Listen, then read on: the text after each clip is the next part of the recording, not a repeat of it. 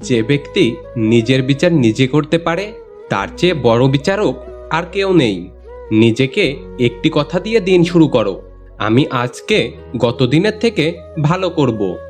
একটি সুখ মানুষকে বারবার হাসাতে পারে না, কিন্তু একটি দুঃখ মানুষকে আজীবন কাঁদাতে পারে।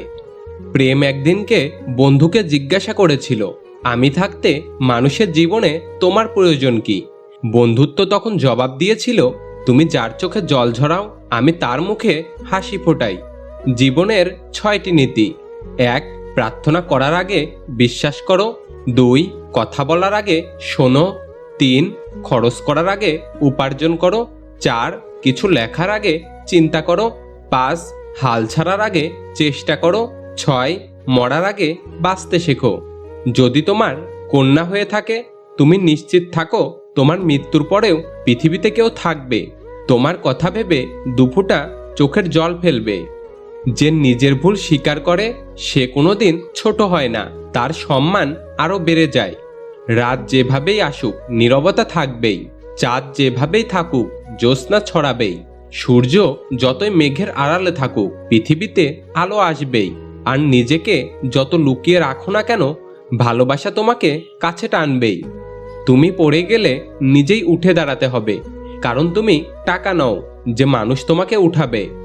নিজের প্রতি বিশ্বাসটা অন্যের চেয়ে নিজেরই বেশি থাকা উচিত, কারণ তোমার কি করা উচিত তা তুমিই ভালো বুঝবে। একটা দিন যেভাবে ভালো যেতে পারে তেমনই একটা দিন খারাপও যেতে পারে, তাই দুশ্চিন্তা না বাড়িয়ে ভুলগুলো খুঁজে বের করো এবং সে অনুযায়ী নিজেকে তৈরি করো। জীবনে যদি তুমি এমন কিছু পেতে চাও যেটা তুমি আগে কখনো পাওনি, তাহলে তোমাকে তার জন্য এমন কিছু করতেও হবে যেটা তুমি আগে কখনো করনি। তুমি ভুল করেছো, এতে লজ্জার কিছু নেই। বারবার ভুল করা থেকে একটা জিনিসই প্রমাণ করে তুমি হাল ছাড়োনি, তুমি চেষ্টা করে চলেছো। অতি সৎ হয়েও না, মনে রেখো জঙ্গলের সব থেকে সোজা গাছটিকেই সবার প্রথমে কাটা হয়। ঠিক তেমনি অতিসৎ ব্যক্তিরাই সবার আগে বিপদে পড়ে। 3টি জিনিস কখনো ফিরে আসে না: সময়, কথা ও সুযোগ। 3টি জিনিস কখনো হারানো ঠিক নয়: শান্তি, আশা, সততা। আমি জীবনের বাস্তবতাকে প্রশ্ন করলাম, তুমি এত কঠিন কেন? বাস্তবতা হেসে উত্তর দিল, এই দুনিয়া সহজ জিনিসের মূল্য দেয় না। পরিস্থিতির সামনে কখনোই হার মেনে নিও না। আজকের দিনটা হয়তো কঠিন, আগামী দিনটা হয়তো আরো কঠিন হবে, কিন্তু পরের দিন তুমি সফল হবেই।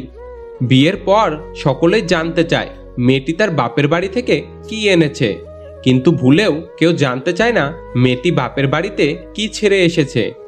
সবাই বলে সময়ের সাথে সাথে কষ্টটা কমে যায়।